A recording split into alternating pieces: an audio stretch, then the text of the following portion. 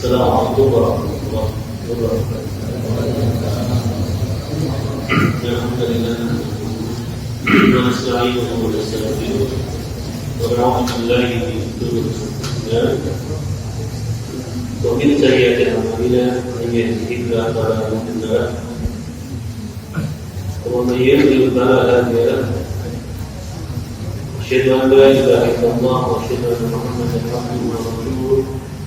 Allahumma shalli wa sallim ala Muhammadin wa ala alihi wa sahbihi wa man tabi'ahum bi ihsan ila yaumil din. Qala ta'ala: ya ayyuhalladzina amanu taqullaha haqqa tuqatih wa la tamutunna wa antum muslimun. Ya ayyuhan nasu taqu rabbakum alladzi khalaqakum min nafsin wahidah wa khalaqa minha zawjaha وبث منهما رجالا كثيرا ونساء واتقوا الله الذي تساءلون به والارحام ان الله كان عليكم رقيبا. يا ايها الذين امنوا اتقوا الله وقولوا قولا سديدا يصلح لكم اعمالكم ويغفر لكم ذنوبكم ومن يطع الله ورسوله فقد فاز فوزا عظيما. قال رسول الله صلى الله عليه وسلم: فإن أحسن الكلام كلام الله وخير الهدي هدي محمد صلى الله عليه وسلم وشر الأمور محدثاتها فإن كل محدثة بدعة وكل بدعة ضلالة وكل ضلالة في النار. Jamaah salat maghrib masjid Nabi Ibrahim semoga senantiasa dirahmati Allah dan bersyukur Allah senikmat yang Allah Ta'ala berikan sehingga kita kembali melanjutkan membacakan hadis-hadis Nabi Sallallahu yang dikumpulkan oleh Amirul Mukminin fil hadis, yaitu Imam Bukhari. Malam ini sampai pada bab yang ke-260, Inna fil ghadati barakah.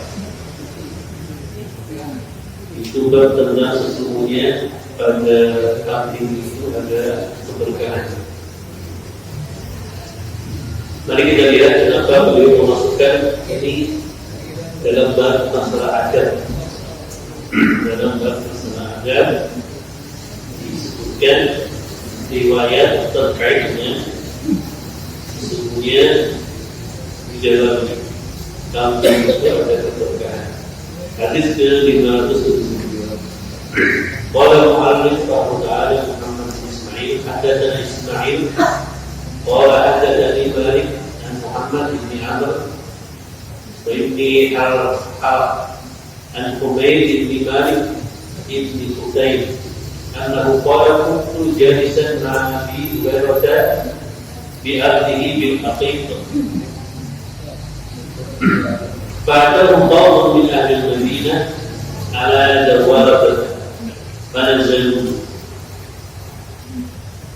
Menceritakan kepada kami, kata Ibnu Bukhari, Ismail berkata menceritakan kepada Malik dari Muhammad bin Amr bin Harith dari Humayd bin Malik bin Qutayb bahwasanya orang kata beliau kuntu jalisan ma'a Abi Hurairah. Kata Humayd bin Malik, aku duduk-duduk bersama Abu Hurairah. Berarti ini kami ini yang bersama-sama dengan Abu Hurairah. Karena memang para sahabat itu ketika masih ada menjadi tempat bertanya, menjadi kemuliaan ketika masih ada sahabat. Di arti bin aqiq, di tempat yang namanya aqiq. Pada jalur, kemudian ada umum datang satu kelompok min ahli Madinah dari penduduk Madinah mendatanginya ala dalam di atas tunggangan mereka. Pada jalur kemudian mereka turun dari tunggangan.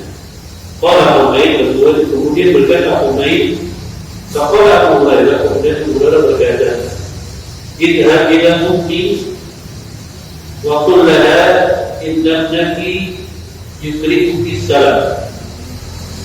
Kemudian Abu Hurairah berkata, pergilah kepada ibuku dan katakan kepadanya bahwasanya anaknya mengirimkan salam kepadamu. Kemudian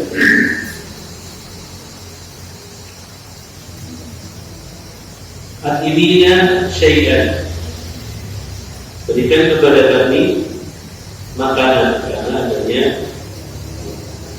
beberapa orang yang hadir dari penduduk Madinah yang satu Abu Hurairah bersama mereka. Jadi beliau berkata kepada Ubayd untuk menemui ibunya dan bersama mengucapkan salam dari anaknya ini, kemudian meminta dibuatkan sedikit makanan untuk tamu-tamu yang ada. Kemudian qala tawada'at thalathata aqrasin min sya'ir wa shay'an min zaitun wa milhin fi sahfah. Kemudian ibunya meletakkan 3 butir gandum atau 3 mungkin sejenis gandum ada, kemudian sedikit minyak samin, dan kemudian dalam piring. Itu biasa orang Arab biasanya sekarang begitu. Jadi mereka menggunakan gandum, adon, tambah minyak, tambah garam, dan tidak adonan roti. Fawadatuha ala ra'si. Kemudian setelah makan, ibunya meletakkan piring tersebut di atas kepala Ubayd. Kemudian tahammatuha ilaihi. Beliau membawanya Ubayd ini kepada mereka itu, kepada Abu Hurairah yang di waktu itu didatangkan beberapa orang dari penduduk Madinah. Falamma wada'tuhu baina aydihim, tatkala kemudian sampai di tengah-tengah mereka, kemudian Abu Hurairah bertakbir, memuji Allah Ta'ala, alhamdulillah alladzi asba'ana min al-khubsi ba'da an yakun ta'amna illa aswada. Kata beliau, puji bagi Allah yang telah mengenyangkan kami dari roti setelah makanan yang kami makan, yang hanya berupa kurma dan air. Dan makanan ini tidak bisa mengenyangkan kalau kurma hanya dengan air saja. Maka bersyukur beliau dengan hadirnya roti di tengah-tengah mereka. Ini adalah bagian dari adab seorang mukmin, seorang muslim, memuji Allah Ta'ala atas makan. Jadi memuji Allah Ta'ala atas makanan yang dihidangkan bagian dari adab. Memuji Allah Ta'ala berarti bersyukur kepada Allah Ta'ala atas makanan yang kita dapatkan.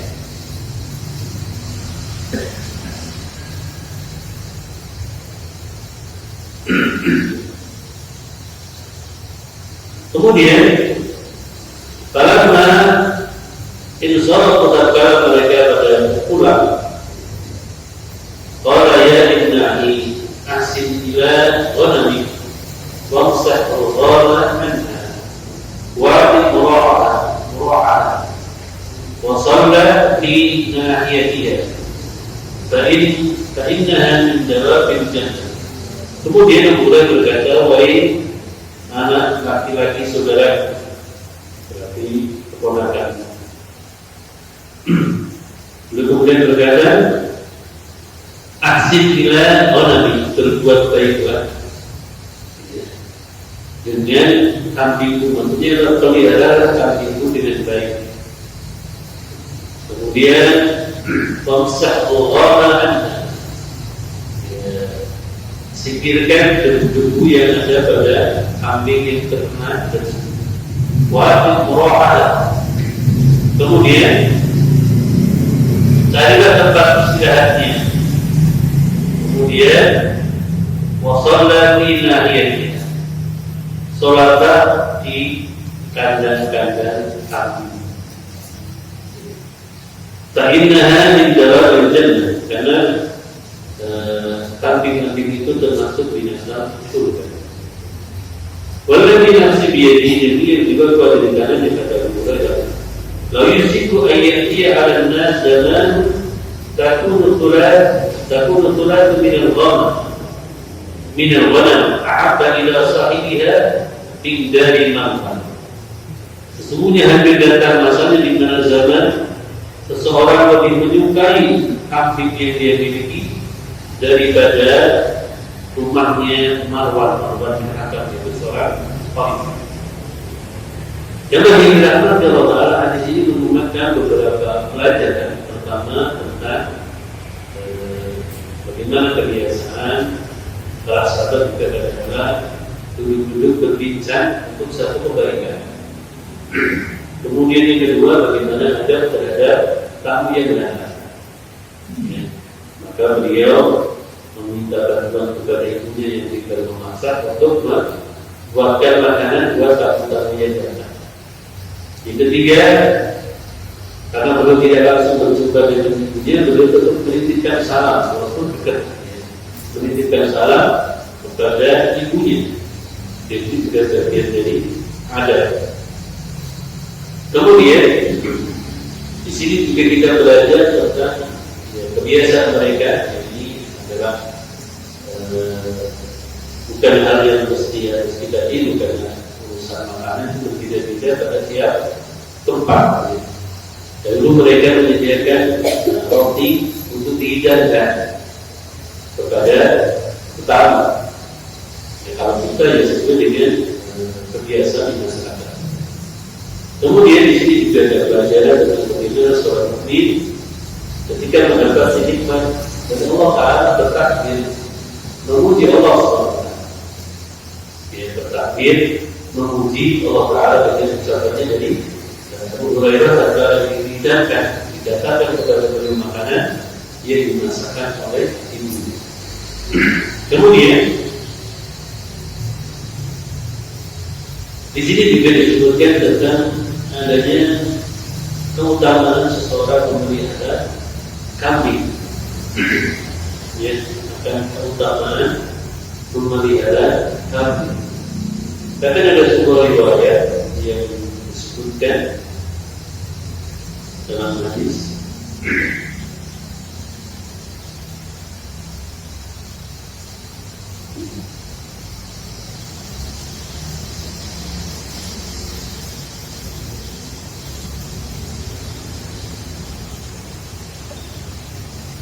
tentang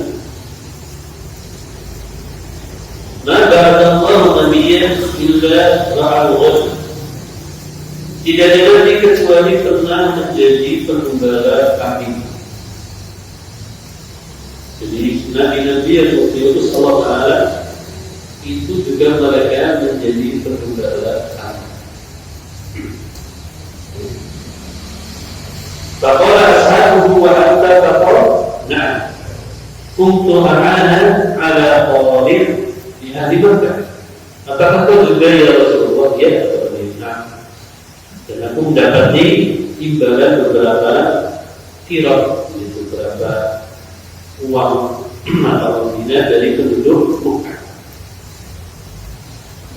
Nabi Musa alaihissalam juga disebutkan demikian dalam surat Al-Qur'an ketika Allah Taala berfirman, qala hiya asai atawakkau 'alaiha wa arushu biha 'ala ghanami wa liya ma'arib ukhra.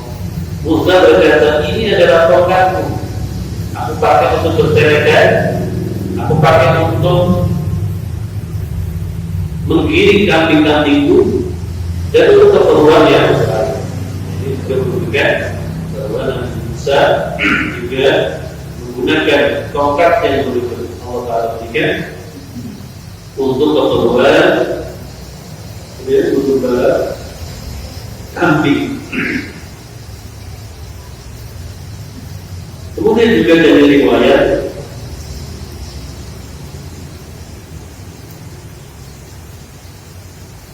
ittakhadul ghanam fa inna fiha barakah. Pelihara makan oleh kalian kambing karena terdapat di dalamnya barakah. Nah, di sini disebutkan yang benar saya membaca dengan silsilah sahih. Jadi kambing ini memberikan keberkahan yang banyak. Selain dagingnya, keberkahan juga ada pada susu dan kulitnya. Ya. Maka secara pertama kalau dulu jalan orang susu kambing itu jalan. Dulu orang itu susu sapi. Itu pun ternyata yang diproduksi bukan susu kan?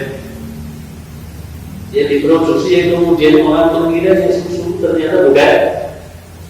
Itu susu karena ternyata diakui mereka bukan. Ya, kemudian kalau yang susu murni itu baru kemudian bisa kita konsumsi sekarang. Kemudian Imam Al-Qurtubi rahimahullah berkata dalam tafsirnya itu jadi tidak Al-Quran wa ja'ala al-barakata fil ghanam lamma fiha min al-libas wa at-ta'am wa-syarab wa qaddatul awlad.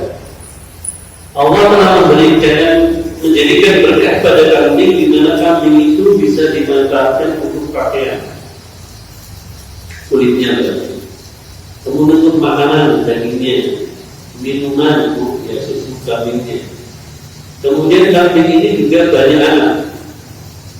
Kenapa? Karena kambing itu beranak 3 kali dalam setahun, ya. Sehingga memberikan keberkahan bagi pemiliknya. Kemudian kata beliau, wa tahmidu sahibiha alaihi min hifdzil jinan wa ghairil jan. Kata beliau, kambing itu juga membuat pemiliknya rendah hati dan lembut terhadap orang lain. Maka kalau dibeli dia, itu sekarang jalan orang anon terus. Bagaimana karakter orang yang anon terus dengan anon lain? Di sini disebutkan oleh Imam Al-Qurtubi, kambing itu menjadikan pemiliknya rendah hati dan lembut terhadap orang lain. Itulah makanya Imam Bukhari menyebutkan itu dalam masalah adat. Jadi ternyata orang yang menggembala kambing, pemilik kambing kan dia itu menggembala kambing, ya, itu cenderung mereka memiliki karakter rendah hati, lembut terhadap orang lain. Kenapa? Kata para ulama, karena orang menggembalakan kambing itu membutuhkan kesabaran dan ketekunan yang membentuk karakter kebaikan. Makanya tadi disebutkan kan, tidaklah Nabi itu diutus kecuali mereka penggembala kambing.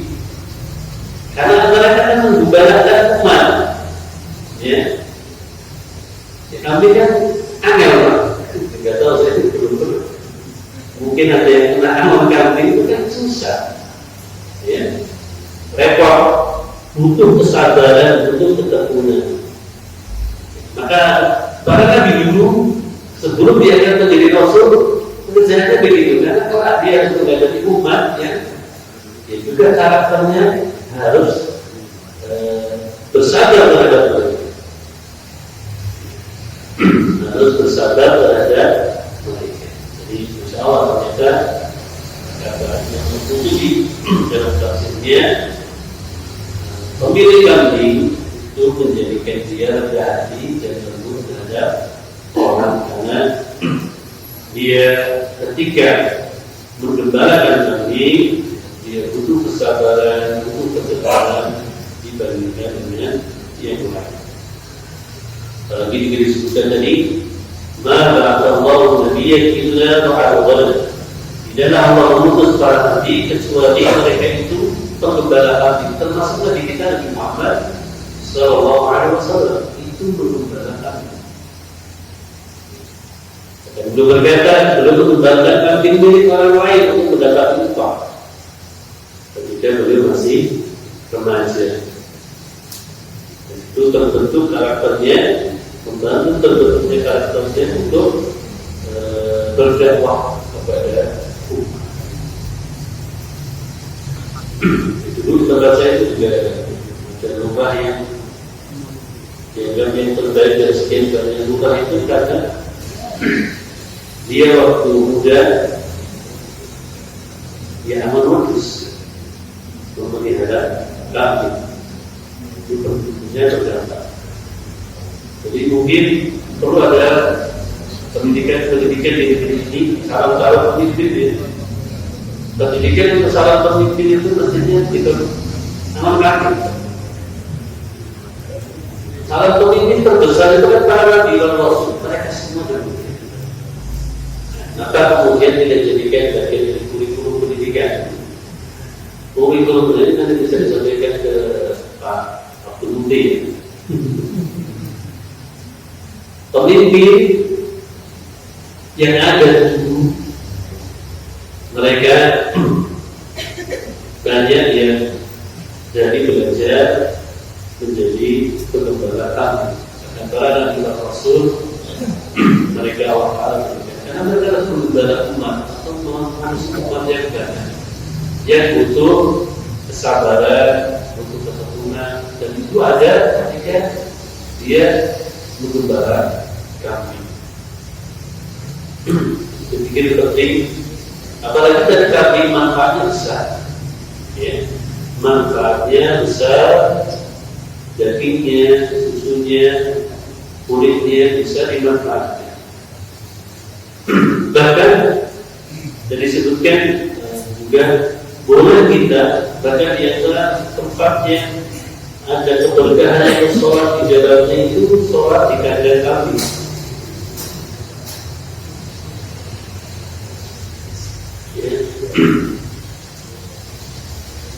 Su'ila Rasulullah SAW anil wudu'i min luhumil ibil faqala tawaddu minha wa su'ila an luhumil ghanam faqala la tatadawwa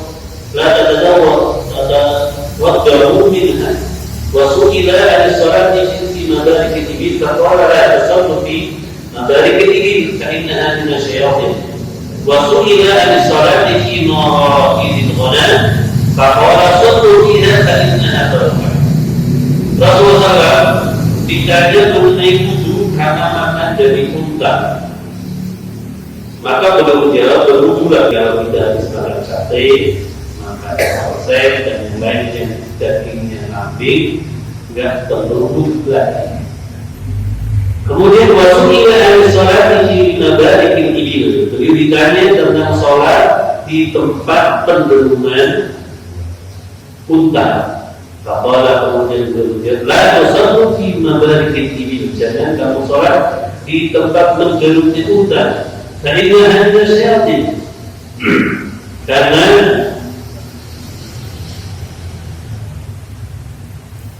unta biasa memberikan was-was seperti syaitan. Wasuila al-salati fi mabarikil ghanam. Tapi ketika beliau ditanya, bagaimana kalau sholat di kandang kambing? Sholat, maka badan itu berkata, sholatlah kamu. Tidak di dalamnya karena ada rokan. Karena sholat di kandang kambing itu ada keberkahan. Jadi memakan dari unta membatalkan wudu. Ya, ini pendapat dari Imam Ahmad yang mungkin sebagian ulama tidak berpendapat dengan pendapat ini. Yang kedua, sementara memakan dari kambing tidak membatalkan. Ketiga, dilarang sholat di kandang unta. Ya. Disebutkan dalam hadis itu, unta itu bina syaitan. Maksudnya unta itu beramal seperti amalan syaitan. Dan jin sering memberikan gangguan pada hati orang yang sholat. Kemudian yang keempat, boleh sholat di kandang kambing. Ya. Imam Syafi'i menambahkan kambing mendatangkan ketenangan dan keberkahan. Ketika ada yang sholat di kandang kambing, hewan itu tidak mengganggu dan tidak memutus sholat orang yang sholat. Nah, kemudian hadis ini juga menjadi dalil sebagai ulama di kalangan Hambali. Jadi ini berbeda dengan mazhab Syafi'i bahwa tidak najisnya kotoran kambing. Karena orang yang sholat di kandang kambing masih boleh, padahal di kandang kambing tidak ada kotorannya. Kambing adalah hewan yang halal dimakan. Maka dari sini sebagian ulama, di antaranya ulama mazhab Hambali itu menyebutkan bahwa kotoran hewan yang halal dimakan itu suci, tidak najis. Ini di kalangan Imam Ahmad bin Hanbali. Dan ini biasanya ini. Sementara di kalangan mazhab Syafi'i tetap menyatakan najisnya. Ya, tetap menyatakan najisnya kotoran apapun, ya kecuali kotoran cicak karena najisnya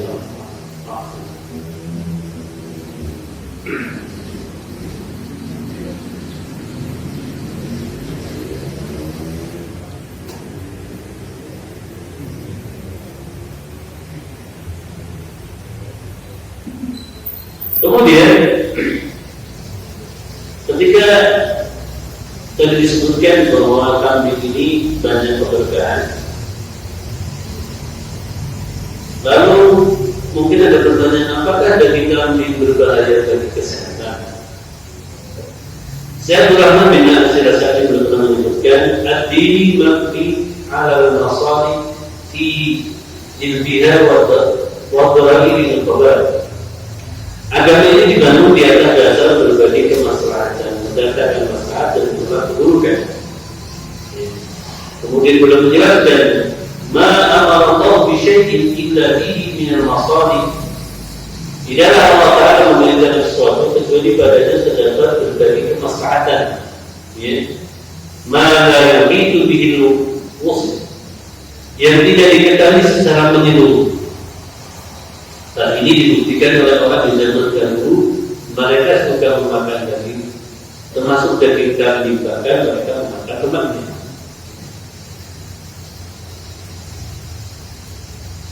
Kalau kemudian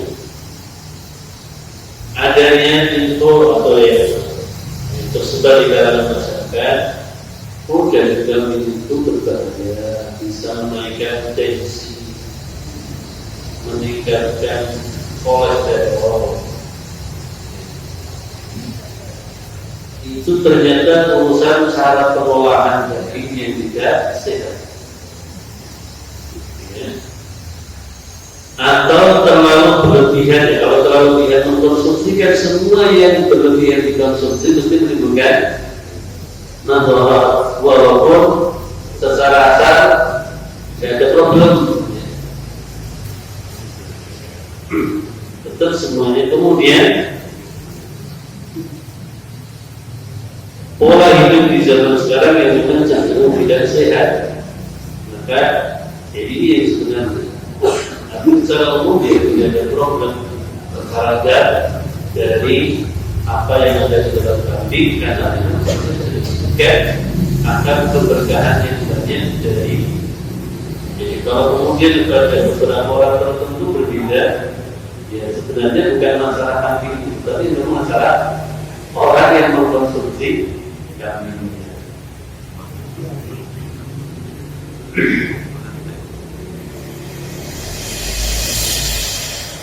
Jadi poin penting pada masalah ini adalah terkait bagaimana seseorang yang membela kambing ternyata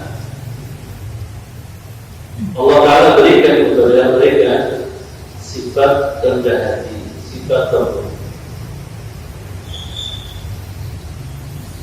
Bahkan sebagian ulama menyebutkan di antara hikmah di balik pengembalian kambing sebelum masa kenabian tiba, kata Hajar sekolah di dalam Fathul Bari disebutkan agar mereka terbiasa mengatur kambing yang nanti dengan sendirinya akan terbiasa menangani problematika umat manusia. Kalau sukses menggembala kambing, maka nantinya juga akan mudah mengatur manusia saat menjadi seorang nabi. Karena dia akan dilatih sabar dalam menyantuni, mengayomi. Karena ketika kambing dalam jumlah banyak kemudian terpisah, maka harus ada kemampuan mengatur kambing-kambing tersebut. Karena sifat kambing juga ada yang sifatnya taat, ada yang sifatnya membangkang. Nah, pengalaman mengatur inilah yang kemudian bermanfaat di kemudian hari. Yang kedua juga menunjukkan sifat tawadhu, karena beliau mengungkap masalah bukan hanya perkara yang biasa. Karena belum miskin, susah, kemudian beliau menggembala kambing di antaranya untuk mendapatkan upah juga.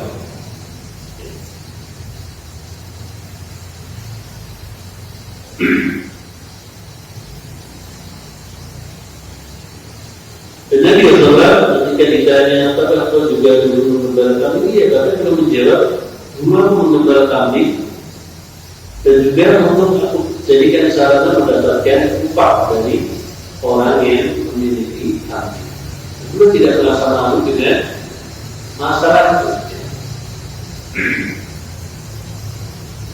Beliau tidak malu dengan pernah menjadi orang yang menggembala kambing. Bahkan belum menyebutkan dengan terdahulu juga sama menggembala kambing yang tadi yang disebutkan seperti Nabi Musa.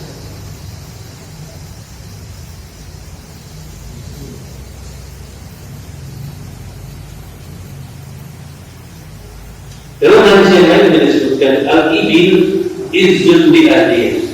Unta itu adalah kebanggaan bagi pemiliknya, namun harganya mahal dan memang juga punya kemampuan yang luar biasa membawakan orang, kemudian bisa berhari-hari tidak minum karena sudah minum sekali.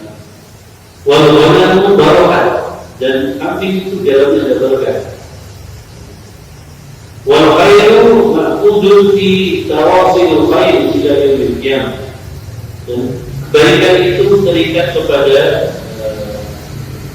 dan kuda-kuda yang digunakan dalam ketaatan kepada Allah Taala hingga yaumil qiyamah. Kemudian juga tadi ada riwayat bahwa yang disebutkan sebagian ada yang menyebutkan Rahmah itu asyadu bin dalam jannah, kambing itu hewan yang ada di surga. Kalau di riwayat yang lain dari Ibnu Majah itu sanadnya lemah, tapi kalau yang tadi disebutkan dalam hadis di ada beberapa ini hadisnya sahih.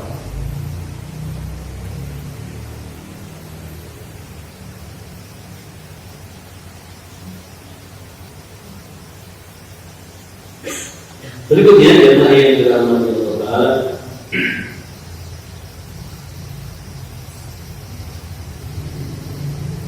di hadis yang menjelaskan tentang unta ke-261. Jadi disebutkan al-ibil, namanya unta itu adalah kemuliaan bagi pemiliknya.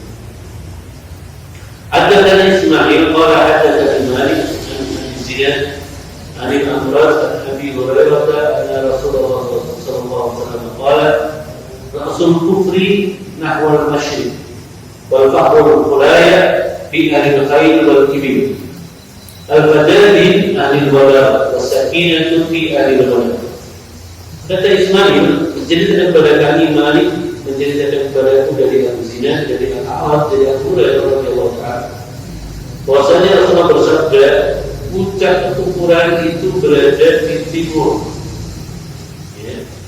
Rasul kufri nahwal masyriq. Maksudnya apa? Ya, nanti akan muncul di akhir zaman, ya, Fitnah itu munculnya dari timur. Ya. Fitnah itu munculnya dari timur.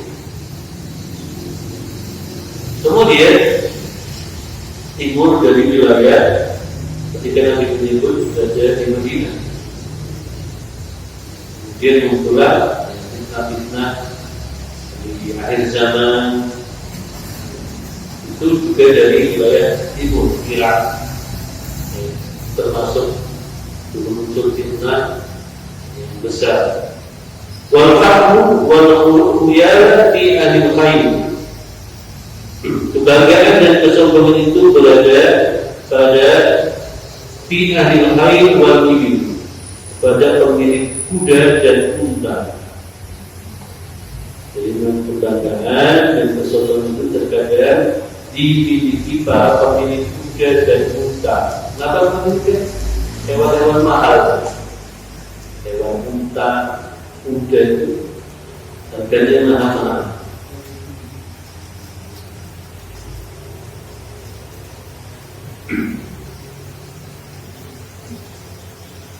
Wal fadadin anil wabal, dan yang mengumpulkan antara kuda dan unta.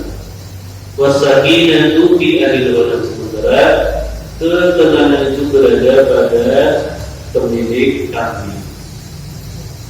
Ya, di sini memberikan pelajaran tentang beberapa hal. Pertama, ini nanti terkait dengan hadis-hadis tentang fitnah di akhir zaman setelah Rasulullah wafat, itu munculnya kekufuran dari wilayah timur, dari wilayah timur kota Madinah, dan itu sebagian sudah terjadi dan akan terus terjadi. Yang kedua, tentang kebanggaan dan kesombongan ini terkadang dimiliki orang mereka yang memiliki hewan berupa kuda dan unta. Karena memang ini hewan yang harganya mahal. Harganya mahal, orang punya kuda, punya unta. Ya, kecuali punya kuda satu-satunya untuk dipakai apa? Tokar itu mungkin tidak terlalu berubah karena untuk dipakai untuk kerjaan harian. Tapi kalau lebih dari itu, maka biasanya menjadi puncak kebanggaan. Kemudian wasakinatu fi ahli al-ghanam, ketenangan itu diantaranya ada pada orang yang memiliki kambing. Masya Allah.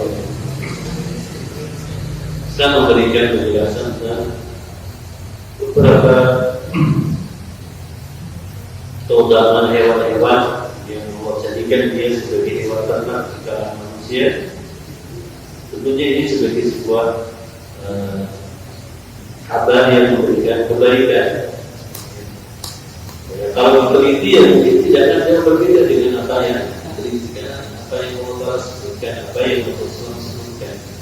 Karena yang itu adalah wahid, mesti adanya kebaikan, mesti adanya kebenaran dari seperti tentang orang yang dia tadi pernah menjadi beberapa kali itu, kalau dia tetap telaten memiliki jiwa kepemilikan.